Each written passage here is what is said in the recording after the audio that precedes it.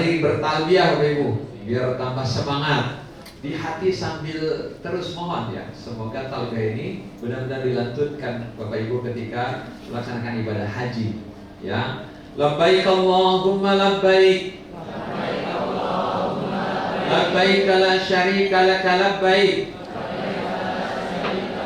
innal hamda wan ni'mata laka wal mulk la syarika lak. Lebih semangat lagi. Labbaik Allahumma labbaik, labbaik la syarika lak labbaik,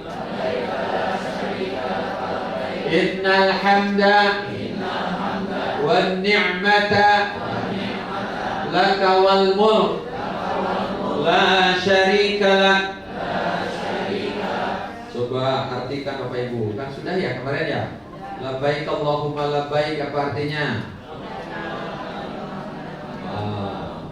Labbaik. Mana lanjutannya?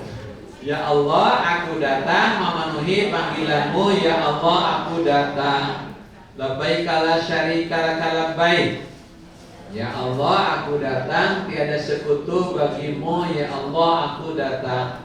Innal hamda, sesungguhnya segala puji, wan ni'mata, segala nikmat, laka wal mulk, segala kekuasaan milikmu, la syarikalah.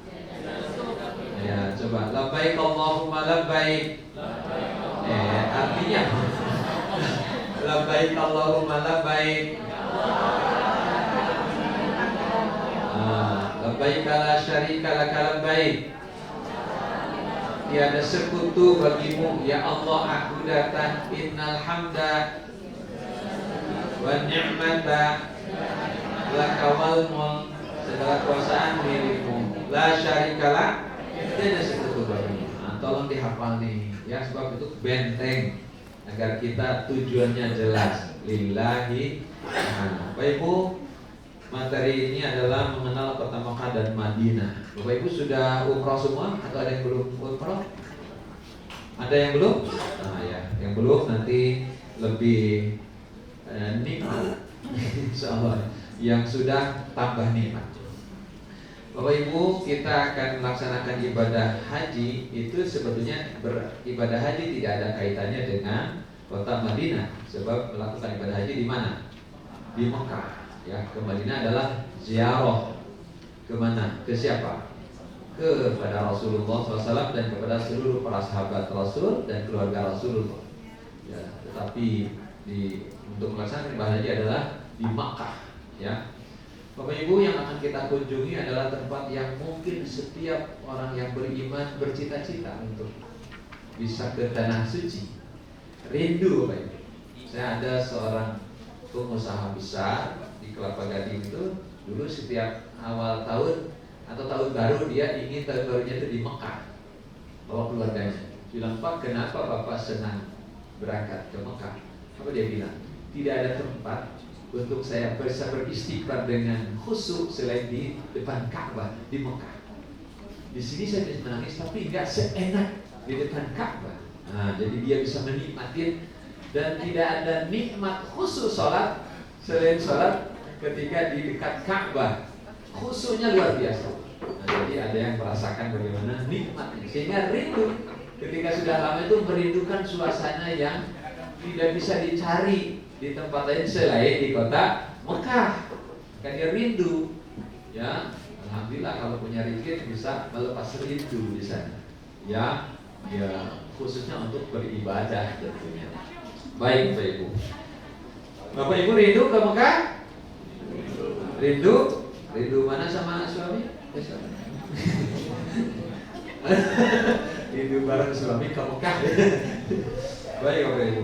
Ya, karena memang kalau rindu memang jelas berkat doa siapa? Nabi Ibrahim. Ya, dalam surat Ibrahim ayat berapa tadi? 37. Rabbana inni askantu min dzurriyyati biwadin ghairi dzi jar'in inda baitikal muharram. Rabbana liqimus shalah Faj'al afidatan minan nas tahwi ilaihim warzuqhum minas thamarat. Selamat datang Pak Dr. Kiai Ahmad Imadi dari zaman MA. Tadi pakai di tuku. Ya, jadi akhirnya saya mengawali. Ya. Baik, Pak. Ini doa Nabi Ibrahim alaihissalam. Ya, di antara doanya itu supaya orang merindukan tempat yaitu Makkah. Ya, rindu Bapak Ibu. Dan di sana banyak makanan buah-buahan yang melimpah, tapi tidak ada pohonnya. Ya, banyak semangka habis nanti semangka. Apa di mana kebunnya? Banyak apa tuh jeruk, tapi tidak melihat.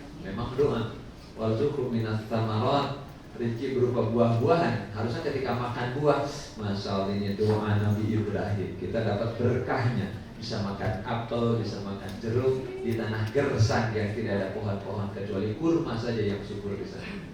Ya, baik Bapak Ibu. Sekarang mengenal kota Mekah. Ya, kota Mekah ini, ini, ya. Baik, siapa Kiai? Baik. Nanti saya kota Mekahnya Pak Kiai kota Madinah, dan beliau sudah punya bukunya. Kota Madinah itu pakai ya. Nanti kalau kurang puas nanti bisa beli. Di mana ada? Itu ya. Bapak Ibu memang pakai ini menulis khusus kota Madinah. Mekahnya belum Pak Ibu. Mekah dan Madinah. Jadi Bapak Ibu kalau nanti ada yang ingin lebih mendalami bisa nanti ambil di depan. Ambil bukunya dan bayar ya. Baik Bapak Ibu, silakan. Makkah Al-Mukarramah.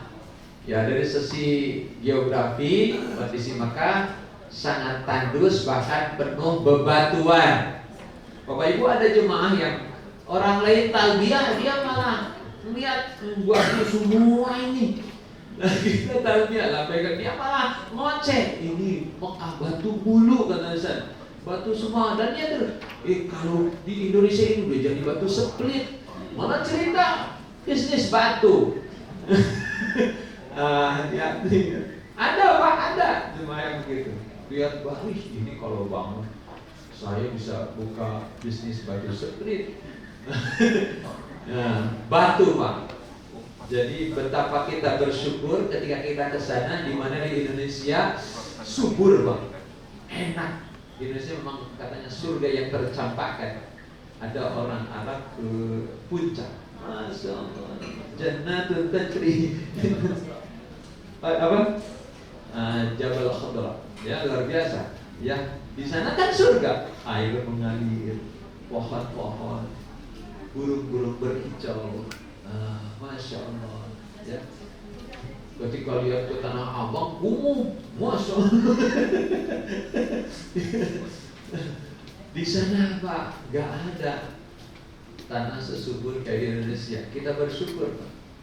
Di sana itu kering, gersang, luar biasa Pak. Ya, hebat perjuangan. Makanya ketika Nabi Ibrahim kan bakal kota Mekah ini penduduknya adalah dari Nabi Ismail. Nabi Ismail ketemu menikah dengan suku Jurhum namanya, suku asli orang Mekah. Maka terbentuklah di situ. Tadinya kan hanya penduduk yang sekitar ada di Ka'bah itu, tapi lama-kelamaan menjadi besar, dan di situ suku yang paling besar itu adalah suku Quraisy. Karena orang Kipti itu rata-rata hitam saja, hitam putih ya, manis, manis ya. No, kalau saya bilang Puana sampai ke Yordan, ya, kayak manggis Pak. Kan hitam-hitam sebuah manggis ya.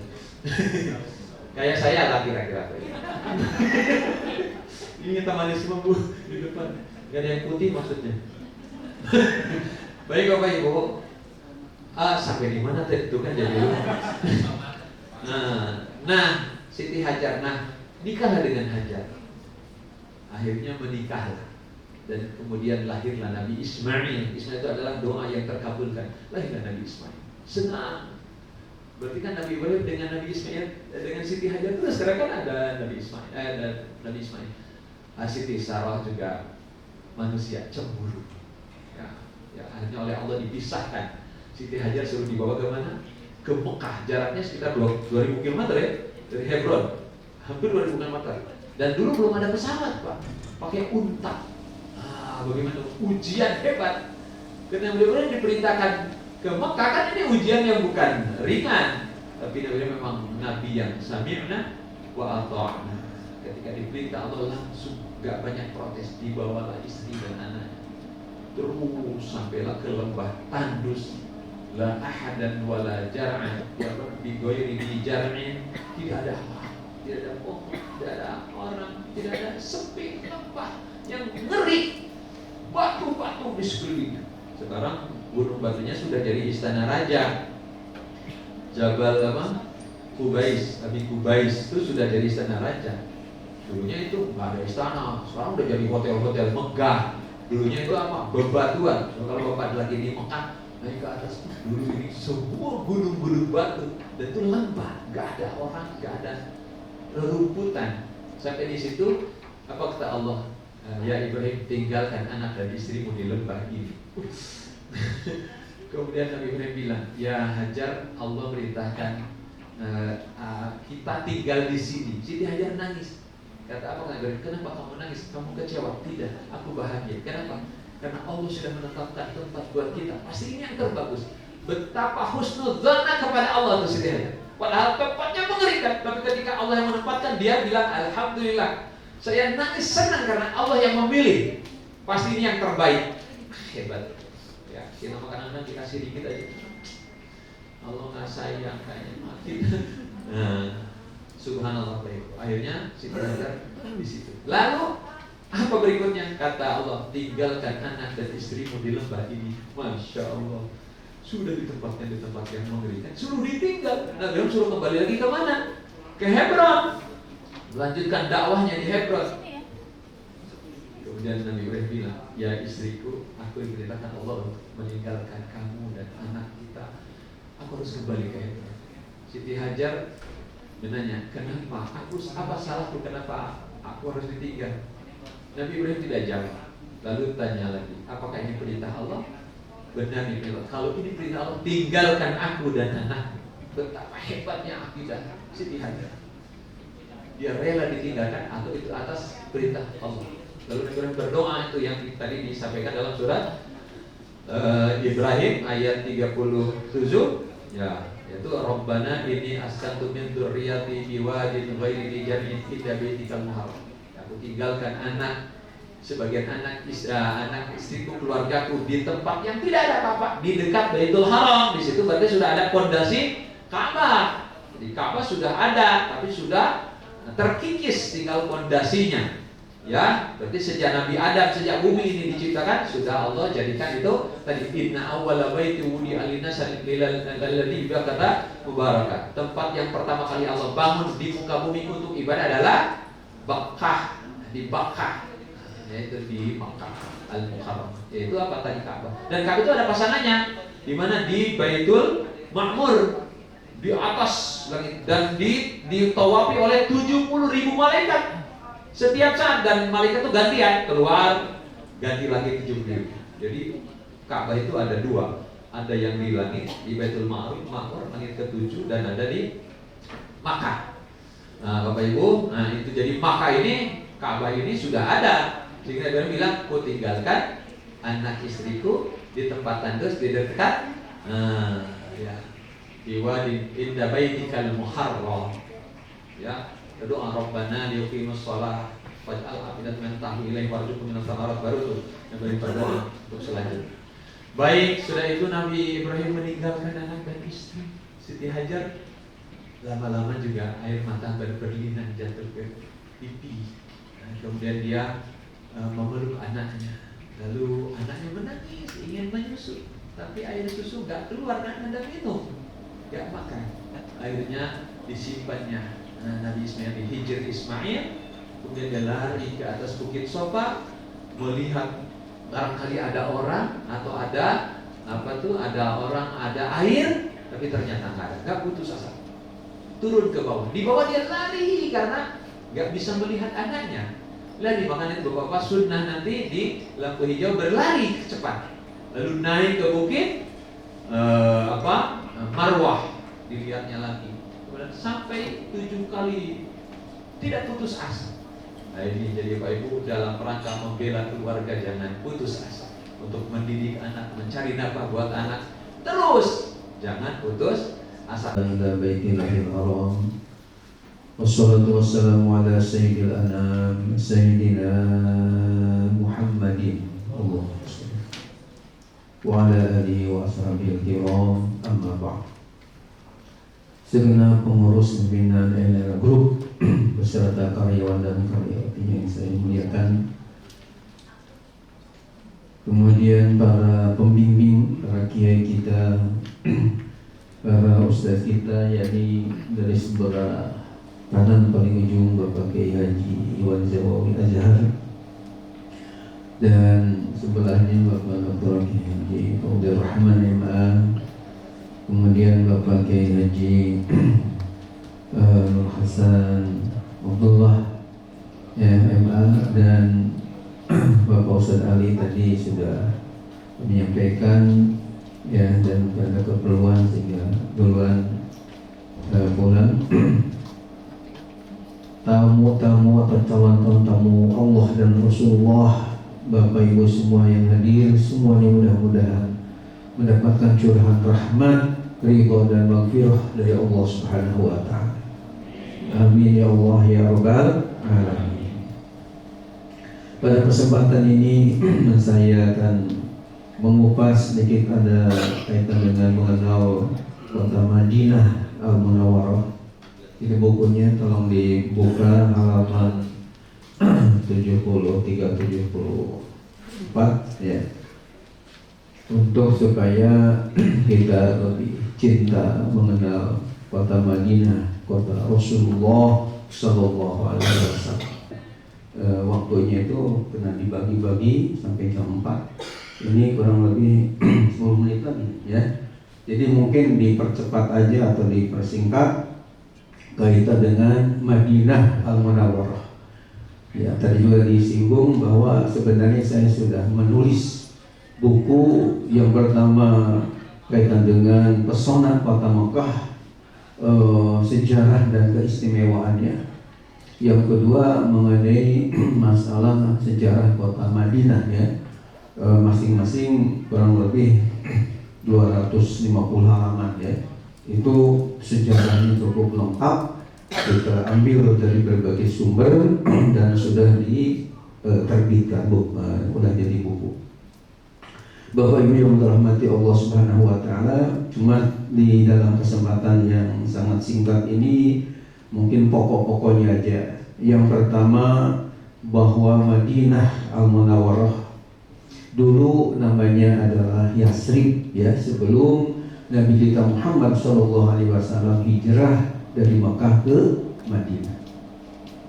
Tadi alasan hijrah sudah disebut-sebut ya. Namun kenapa Yasrib ini diganti, bahkan langsung oleh Rasulullah diganti dengan kota Madinah?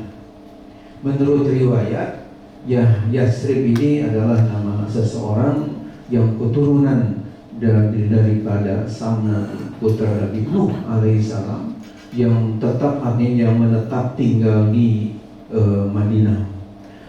Dulu namanya ya, sebelum Madinah itu nama tokoh di situ, orang yang sangat disegani namanya Yasrib. Cuma oleh Rasulullah dirubah, diganti namanya dengan Madinah. Alasannya apa? Alasannya karena kata-kata istilah Yasrib ini kurang elok, kurang bagus ya. Imam Nawawi dalam Syarah Muslim saya baca, karena pengertian Yasrib itu sendiri artinya adalah asyum walaum, yakni celaan dan makian, sehingga oleh karena itu nggak bagus untuk diabadikan, sehingga digantilah namanya dengan Madinah. Kita yang pakai tahun yang lalu di Raudhahnya itu sampai berjam-jam, karena kebetulan mau masuk waktu zuhur, jadi tanggung mungkin laskar untuk mengeluarkannya, sehingga alhamdulillah ya biasanya 10 menit, ini 1 jam dikasih waktu. Alhamdulillah ya. Nah, mudah-mudahan Bapak Ibu juga nanti tahun 2004 ini ada kesempatan yang lama berdoa di Raudhah. Amin ya Allah ya Rabbal. Dan terakhir sekali, di Madinah yang paling menjadi daya tarik luar biasa adalah ada makom manusia yang paling mulia sedunia, yakni dikuburkannya jasad Nabi kita Muhammad Sallallahu Alaihi Wasallam. Sehingga mudah-mudahan kita mendapatkan syafaat dari beliau di yaumil qiyamah kelak. Amin ya Allah ya Rabbal alamin. Bapak dan Ibu yang dirahmati Allah, saya kira yang inti ya dari sejarah Madinah cukup sekian. Kaitan dengan waktu kita berbagi, ditambah lagi saya mohon pamit juga, ada tugas ke Cimanggis yang harus saya berdakwah di sana.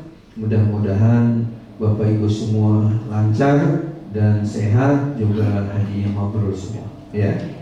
Jadi kalau ada yang kurang tentang masalah saja sejarah Madinah ini, ya sudah ada bukunya khusus yang saya tulis secara lengkap ya. Bahkan di situ ada kisah yang sangat menarik, bahkan saya sampai yang nulisnya sampai meneteskan air mata ya, kaitan dengan kisah ada orang Nasrani dari Spanyol yang telah mencoba mencuri kuburan Rasulullah, ingin supaya dibawa ke Spanyol ya, tapi ternyata ketahuan dan akhirnya dienggal lehernya gara-gara dia berbuat jahat.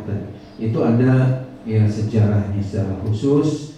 Mudah-mudahan nanti Bapak Ibu bisa memiliki ya bukunya untuk menambah wawasan. Insya Allah. Dari saya cukup sekian. Terima kasih atas perhatian dan mohon maaf atas segala kehilafan dan kekurangan. Mudah-mudahan bukan hanya di sini kita bincang-bincang seperti ini keagamaan, tapi insya Allah sampai kita di Mekah, bahkan sampai di Madinah nanti. Amin ya Allah ya Rabbal alamin. Bismillahirrahmanirrahim. Alhamdulillah wassalatu wassalamu ala Rasulillah wa ba'd. Hadratul mukarramin, segenap para asatidz bimbing dan segenap jajaran direksi, karyawan, staf, NRA Tour and Travel and Holding Company, Bapak dan Ibu sekalian, para calon tamu-tamu Allah, tamu Rasulullah Sallallahu Alaihi Wasallam. Tadi sudah banyak kita dengarkan hal-hal yang berkenaan dengan sejarah baik Makkah maupun Madinah. Dan insya Allah saya akan menyampaikan lanjutan dari materi ini tentang adab di dalam kita bertamu atau adab safar. Dan tentunya adab safar yang dimaksud adalah safar menuju kota Makkah dan Madinah. Bapak dan Ibu sekalian yang dirahmati Allah, adab itu adalah hal yang paling penting dalam kehidupan kita. Ya. Bahkan kalau kita punya ilmu, nggak punya adab, tetap kita tidak akan dianggap orang. Tapi kita punya adab, nggak punya ilmu, kita masih dihormati oleh orang. Maka ada istilah, kalau adab itu 1, ilmu itu nilainya 0. Orang banyak punya ilmu, nggak ada adabnya, berarti apa? 0. Tapi orang punya adab, nggak punya ilmu, punya nilai 1. Yang lebih sempurna punya adab, punya ilmu. Semakin dia beradab dan berilmu, maka semakin tinggi nilainya di hadapan Allah. Itulah sebabnya kenapa Imam Syafi'i rahimahullah ta'ala mengajarkan kita bagaimana kita belajar adab sebelum kita belajar ilmu. Ta'allam al-adab qabla an tata'allama al-ilma. Belajarlah terlebih dahulu tentang etika, tentang tata krama sebelum kalian belajar ilmu. Kenapa? Tidak sedikit orang yang berilmu tidak punya adab, akhirnya jadi biadab. Baik nggak kira-kira? Orang punya ilmu, enggak punya adab, akhirnya jadi biadab. Kenapa? Karena orang yang pinter enggak punya adab, akhirnya suka minterin orang. Rusaknya sebuah tatanan lingkungan, kehidupan bermasyarakat, kehidupan bernegara adalah banyaknya orang yang berilmu tapi tidak beradab. Biasanya kalau orang berilmu itu dia mengutamakan akal, tapi orang beradab mengutamakan hati, perasaan nurani. Makanya Rasulullah SAW pernah mengatakan, "Laisa minna man lam yarham saghirana wa la ya'rif haqqa kabirina." Kata Nabi, bukanlah dari golongan kita, maksudnya bukanlah akhlak seorang muslim kalau dia tidak menyayangi yang kecil dan menghargai yang lebih tua.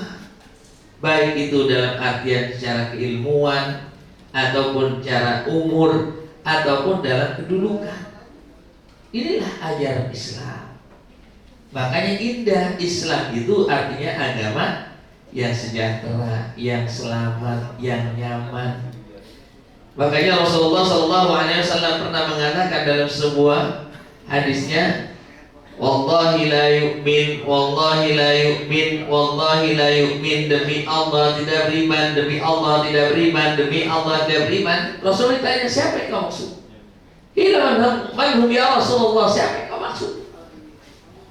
Kata Rasulullah, "Man lam ya'man jaruhu bawa'iqahu." Orang yang tetangganya enggak merasa nyaman dengan keberadaannya. Jadi kalau ada seorang mukmin, seorang muslim, dia enggak nyaman, berarti belum dianggap sebagai seorang yang mukmin hakiki. Artinya mukmin yang tidak sempurna, mukmin yang jauh dari nilai Islam. Di zaman Rasulullah dulu ada seorang sahabat. Ketika Rasulullah SAW membagikan harta rampasan perang, ya. Ketika Rasulullah sedang bagi-bagi harta rampasan perang, tiba-tiba ada yang nyantuk, "Ya Rasul, kalau bagi-bagi banyak adil apa? Kan kau seorang Rasul, masa bagi-bagi gak adil begini?" Tahu sendiri Umar itu orang yang paling gak bisa kalau ada Rasulullah sakit. "Ya Rasulullah, ini ada pedang, saya udah gerak, ini gatal tangan saya tebas nih orang." Kata Rasulullah, jangan. Tapi kau akan lihat nanti di akhir zaman orang-orang yang model begini nih, umat Rasulullah tapi songong sama Rasul. Kira-kira kalau orang songong sama Rasul bisa masuk surga apa enggak? Gak bisa. Orang yang megang pintu surga itu siapa? Yang ketuk pintu surga nanti siapa? Yang bukakan pintu surga. Ketika suatu saat nanti orang akan masuk dalam surga, yang pertama kali mengetuk pintu surga adalah Rasulullah. Apa kata surga? Tok, siapa itu? Muhammad bin Abdullah. Oh, silakan masuk. Pintu surga ini tidak akan dibukakan kecuali bagi orang yang bernama Muhammad bin Abdullah. Ini Rasulullah yang punya. Kalau udah senang, Allah pasti senang. Tapi kalau Rasulullah nggak senang, pasti Allah juga nggak senang. Hati-hati orang jauh sekali. Maka disinilah pentingnya kita punya adat. Apalagi kita akan bertamu kepada Allah dan bertamu kepada Rasulullah SAW. Ya. Nuaiman ini satu saat kerjain Rasulullah SAW. Kalau sahabat udah kenyang dikerjain, banyak yang geram. Tapi Rasulullah senang. Satu saat sahabat, ayo siapa yang mau makan? Saya traktir, saya bayarin. Ya, siapa? Ayo semuanya ayo makan. Udah selesai makan, dia datang ke Rasulullah. Rasul, ini sebetulnya saya ada punya hajat. Apa? Saya alhamdulillah traktir teman-teman. Para sahabat tuh saya udah traktir. Ya bagus. Cuma ada satu masalah ya Rasul. Apa masalahnya? Saya nggak punya duit. Lah terus bagaimana? Kalau nggak punya duit ya kau bayar Rasul kurang. Kalau nggak terus sampai belecon itu. Tapi Rasulullah senang itu. Nuaiman, ya sudah senang saya bayar. Bagus punya pimpinan seperti Rasulullah. Coba kalau kayak kita, bayarin terserah. Itulah akhlak Rasul. Tapi Rasulullah senang. Rasulullah selalu dibikin tersenyum karena niatnya memang Nuaiman ini ingin membahagiakan Rasulullah SAW. Nih ada. Jadi jangan dilihat caranya dia, tapi ini hatinya. Maka dalam perjalanan yang paling kita harus tata adalah hati kita. Hati-hati, sedikit saja kita melenceng, wah pasti akan Allah ingatkan itu. Apalagi di dua kota suci Makkah dan Madinah. A'udzubillahi minasyaitonirrajim. Wa may yurid fihi biilhadin bidzulmin nudzikhu min adzabin alim. Kita punya niat pikiran buruk aja, Allah akan tegur langsung dengan azab yang pedih.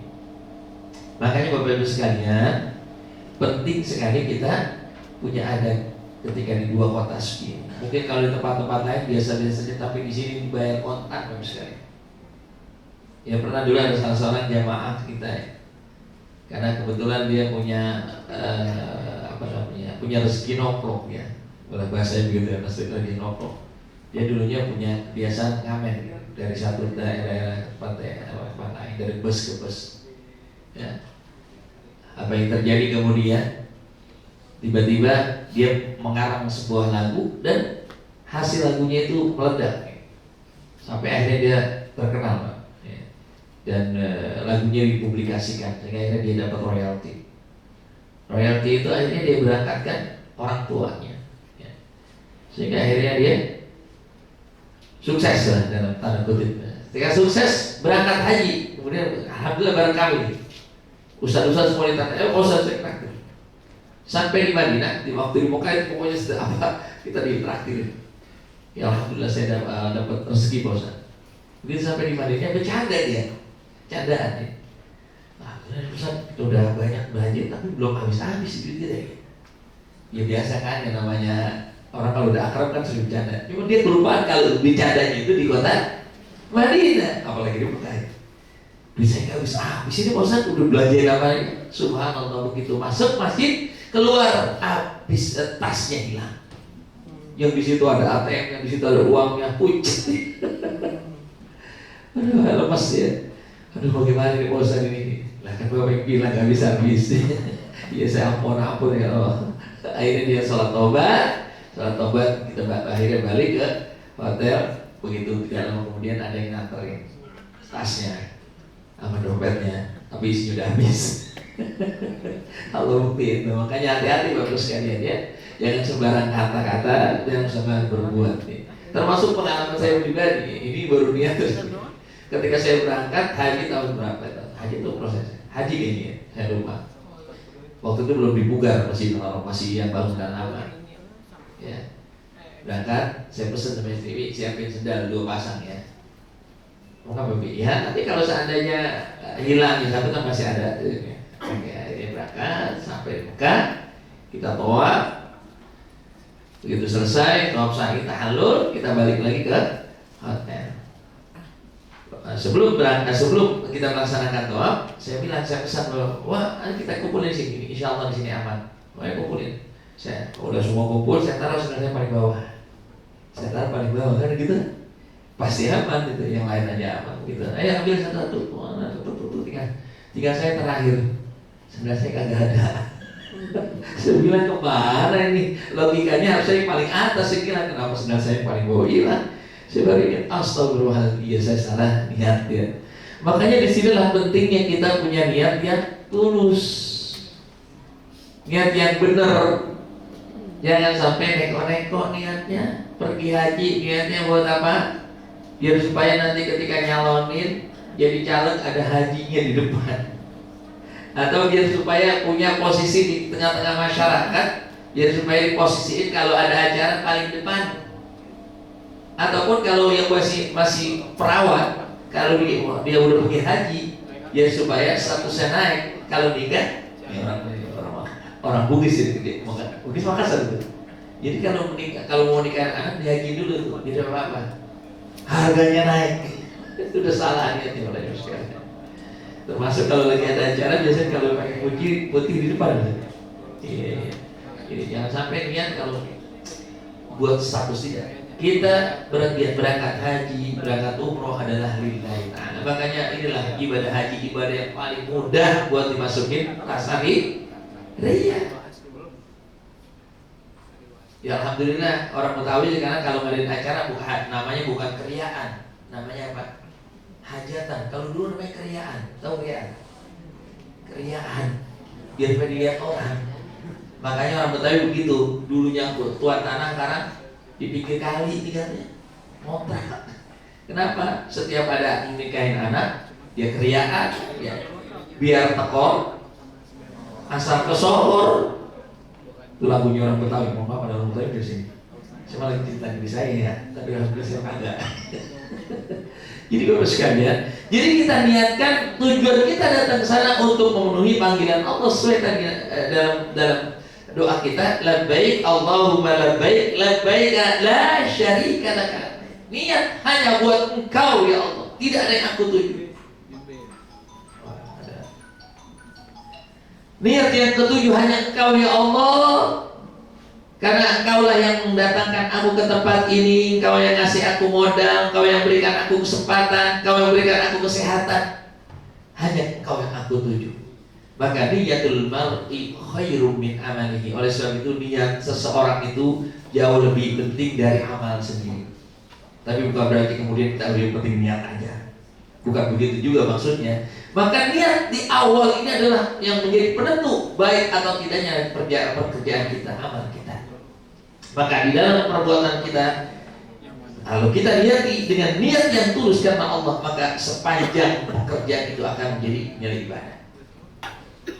Bismillahirrahmanirrahim. Assalamualaikum warahmatullahi wabarakatuh.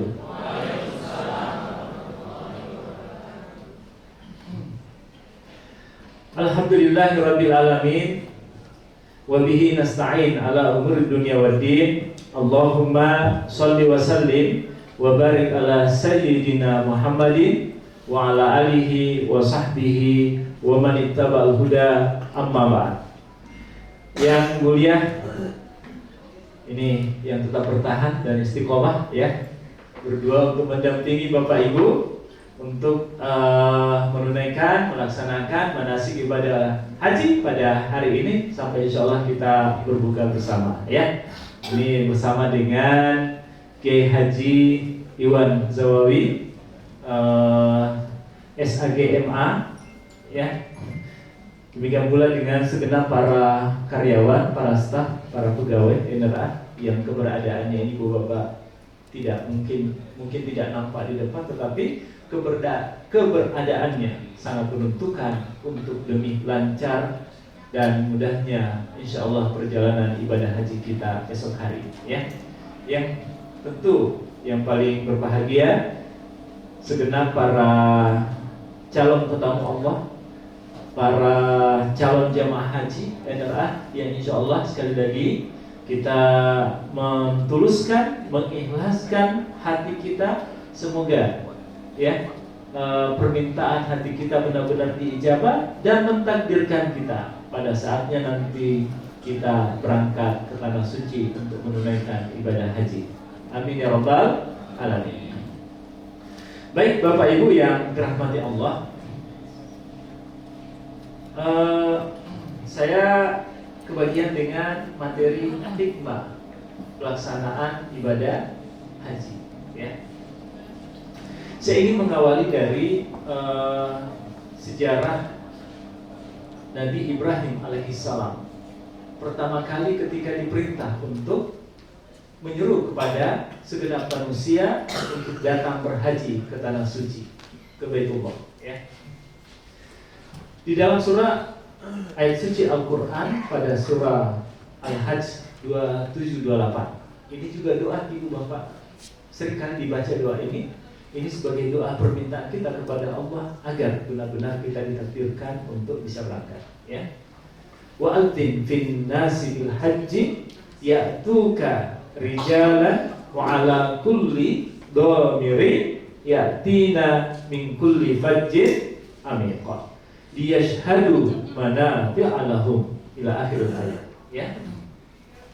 Allah Subhanahu wa ta'ala memerintahkan kepada Nabi Ibrahim alaihissalam, wahai Ibrahim, berseru engkau kepada manusia untuk melaksanakan datang ke Baitullah menunaikan ibadah haji.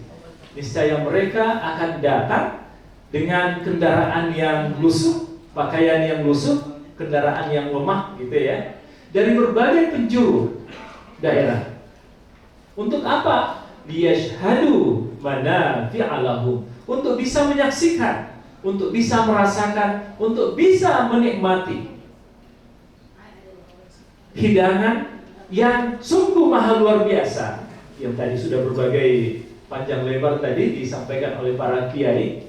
Kita sebagai tamu undangan, itu tentu Allah Subhanahu wa ta'ala mengundang kita tidak hanya sekedar mengundang lalu tidak menyiapkan kenikmatan-kenikmatan itu. Kenikmatan inilah yang Allah siapkan, yang Allah hidangkan di tanah suci Mekah, yang insya Allah kita sama-sama Bapak Ibu akan bisa nikmati insya Allah esok hari ketika kita berangkat ke tanah suci Mekah. Ketika mendengarkan seruan itu, apa jawab Nabi Ibrahim? Ya Allah, mana bisa suaraku akan terdengar oleh orang yang berada di balik bukit ini? Karena Baitullah itu, Masjidil Haram itu berada di lembah, Ibu Bapak. Dia dikelilingi oleh bebukit. Mana bisa ya Allah suaraku didengar oleh orang yang berada di balik bukit ini? Dan mana bisa ya Allah manusia, orang-orang yang hidup di abad ke-21 akan mendengarkan suara saya? Apa jawab Allah? Ibrahim, tugasmu hanya berseru. Tugasnya akan menyampaikan pesan itu kepada segenap manusia, bukan tanggung jawabmu, itu tanggung jawab saya, kata Allah. Bapak Ibu, ada tidak orang muslim yang mengaku beriman saat ini yang tidak mengetahui bahwa yang namanya pelaksanaan ibadah haji itu adalah rukun Islam? Tidak ada kan Bapak Ibu ya? Semua paham bahwa yang namanya menunaikan ibadah haji itu adalah kesempurnaan dari keislaman setiap orang yang beriman, mengaku sebagai umatnya baginda Nabi Sallallahu Alaihi Wasallam. Kalau dulu Ibu Bapak di Makkah, Madinah, itu yang ramai adalah orang-orang yang datang asal usulnya dari negara-negara muslim, Indonesia, Malaysia, dari negara Timur Tengah sendiri, dari Asia Selatan itu apa itu? Afghanistan, bukan, Pakistan, Bangladesh, Bengal itu ya. Ya, India ya. Itu negara selatan itu, Asia Selatan itu. Itu yang banyak memenuhi kota Mekah, kota Madinah. Tapi saat ini Bapak Ibu, bahwa kita tidak akan lagi asing ketika menyaksikan di sana banyak orang Rusia, banyak orang Cina, banyak orang Amerika, yang itu umumnya datang dari negara-negara kafir yang kita kenal. Artinya bahwa seruan Nabiullah Ibrahim alaihissalam itu sudah sampai kepada telinga, kuping masing-masing orang yang beriman. Kalau ada orang yang mengatakan di luar sana, mungkin ada keluarga kita Bapak Ibu, belum saatnya saya melaksanakan ibadah haji, belum panggilan Baitullah. Hati-hati dengan kalimat ini Bapak Ibu. Kalau ada ungkapan seperti ini, paling tidak ada dua hal yang kita ingkari. Yang pertama, kita mengingkari sampainya seruan Nabi Ibrahim itu ke kuping kita. Yang kedua, kita mengingkari bisa jadi bahwa melaksanakan ibadah haji itu adalah rukun kesempurnaan atau rukun yang kelima dari rukun Islam. Alhamdulillah, insyaallah Bapak Ibu, kita semua ya sekali lagi bermohon secara tulus ikhlas agar pada saatnya mungkin tanggal 1, 2, 3, 4 Zulhijjah kita benar-benar bisa berangkat ke tanah suci Mekah dalam keadaan sehat walafiat. Amin ya rabbal alamin. Coba Ibu merefresh kembali, rukun haji itu ada berapa? Pertama, niat, ya, ihram namanya. Niat, ihram. Yang kedua, haji, ya. Wukuf. Nah, ini perbedaannya dengan umrah nanti. Yang ketiga, tawaf. Yang keempat, sa'i. Kelima, tahallul. Keenam, tertib. Ya. Nah, ini ketika kita berada di miqat, itu adalah masuk dalam kategori wajib haji, wajib umrah. Artinya apa? Ketika kita berniat masuk ke tanah suci Mekah untuk niat haji dan umrah, maka pada saat itu kita diwajibkan untuk berniat di tempat miqat itu. Kalau rukunnya berniat, ya kan? Nah, berniat di tempat itu adalah wajib haji, ya kan? Apa bedanya rukun dan wajib? Ibu bapak, kalau rukun itu batal. Kalau wajib ada damnya, ibu bapak. Kalau rukun batal di samping juga ada dam. Tapi kalau wajib itu ada damnya, ada hukumannya. Kalau kita ulangi kemudian akan bisa sah. Tapi kalau rukun itu membatalkan, bapak ibu ya. Oke.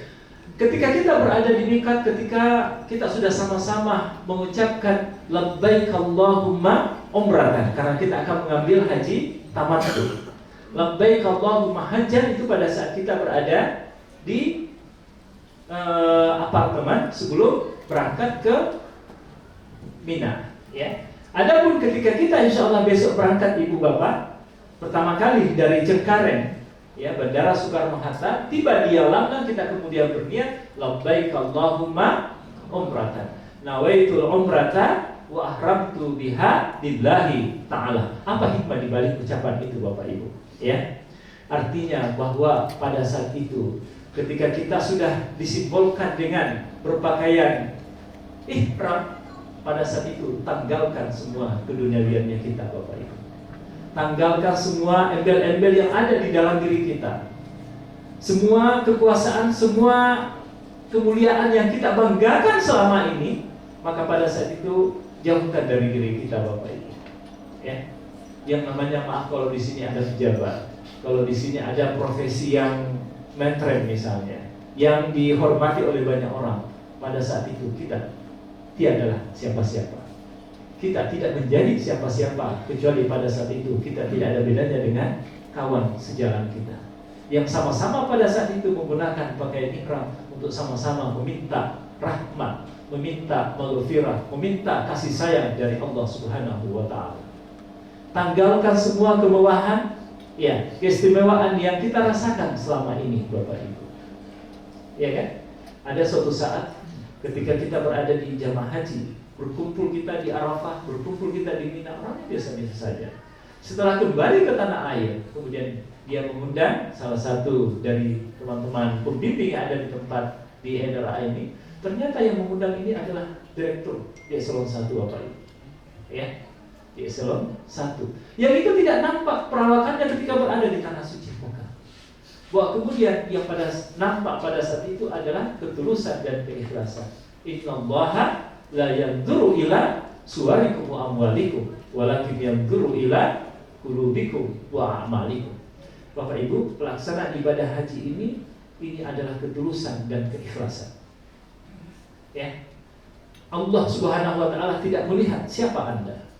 Yang akan dilihat itu adalah sejauh mana ketulusan dan keikhlasan dan sejauh mana amaliyah yang kita perlakukan, yang kita laksanakan, nampakkan pada saat pelaksanaan ibadah haji. Yang ini insya Allah akan terbawa pulang ke tanah air ibu bapak. Lalu kemudian memprioritaskan kebutuhan primer dari sekunder. Artinya kebutuhan, bukan keinginan ibu bapak. Iya kan? Kalau yang namanya keinginan ini kan koma terus, tidak ada titiknya. Iya kan? Tapi kalau kebutuhan, coba ibu bapak, ketika kita buka puasa sebentar ini dalam keadaan kita sangat ingin mengkonsumsi segala sesuatunya, ya, ibu bapak, apa yang paling menarik ketika kita buka puasa sebentar ini? Kata teman saya yang paling menarik itu adalah teh tarik, Ustaz. Ternyata teh tarik ketika dipersentase itu 4% orang yang menyenangi teh tarik. Ada lagi yang menjawab teh manis, Ustaz. Ternyata di persentase itu hanya 7%. Dan kesemua itu hanya 10%. 90%-nya apa yang disenangi oleh orang yang berbuka puasa ibu bapak? Orang yang berpuasa? Ternyata yang paling disenangi adalah THR bapak ibu. Jadi ibu-ibu di sini, ya ibu-ibu, kalau belum dapat THR minta kepada suami. Suami yang mencintai istri salah satu buktinya akan memberikan THR. Bahwa bapak, istri yang meminta THR itu adalah doanya kepada Allah agar di tempat instansi, di perusahaan di mana kita bekerja agar cepat cair THR. Ya, ibu-ibu mengaminkan itu, ya. Oke, ibu bapak. Lalu kemudian dalam kondisi kita berpakaian ihram itu adalah mengendalikan diri. Saya tidak terlalu akan banyak.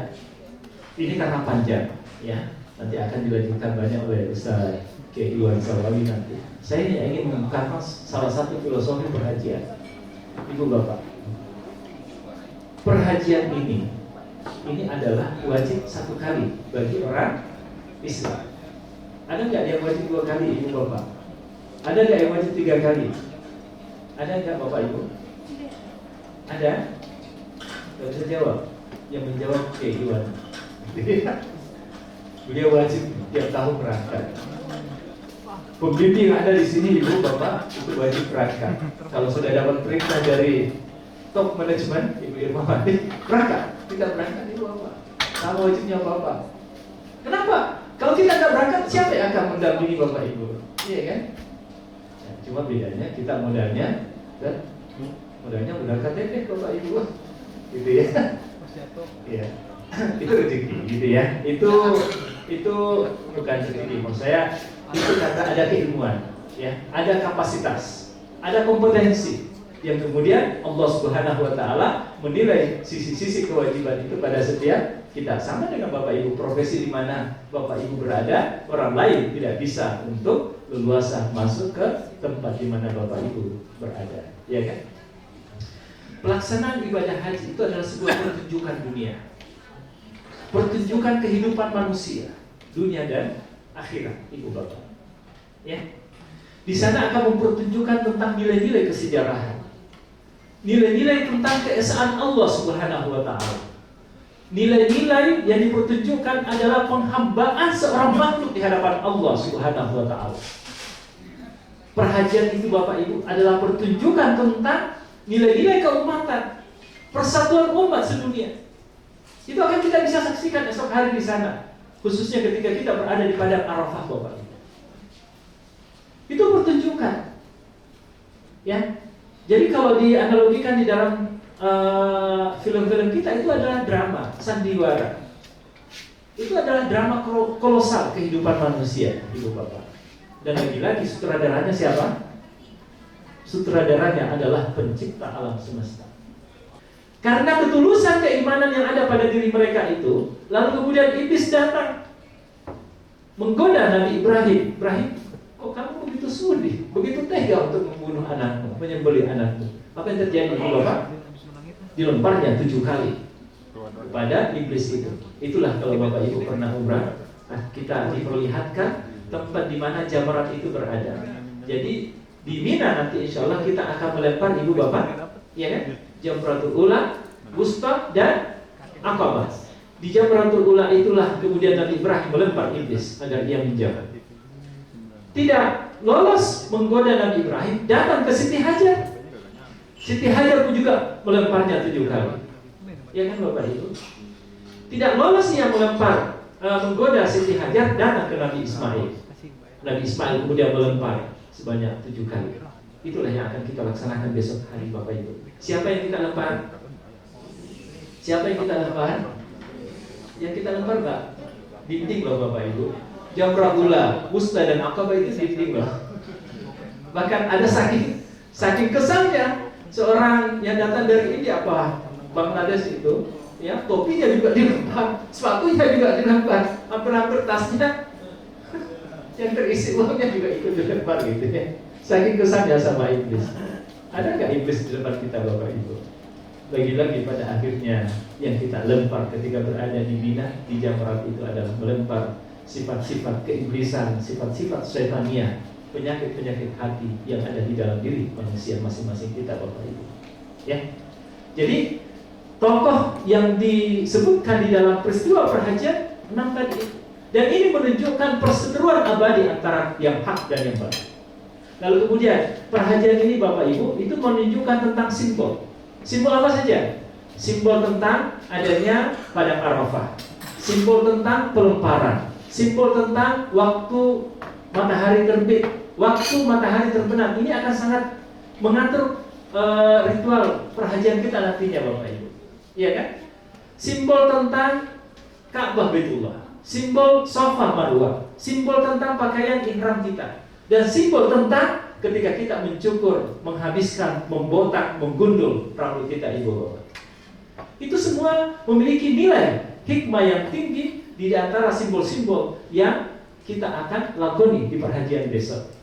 Termasuk ketika menggundul Bapak Ibu, insya Allah kita pembimbingnya ada 20 nanti, lihat nanti semuanya jadi pasukan solid ibu bapak. Ya, bukan ibu bapak ya. Artinya mengharapkan bahwa ketika tahallul, buang semua simbol kemewahan duniawi kita, yang itu disimbolkan dengan mencukur. Habis bukan hanya mencukur 3 helai itu. Ya.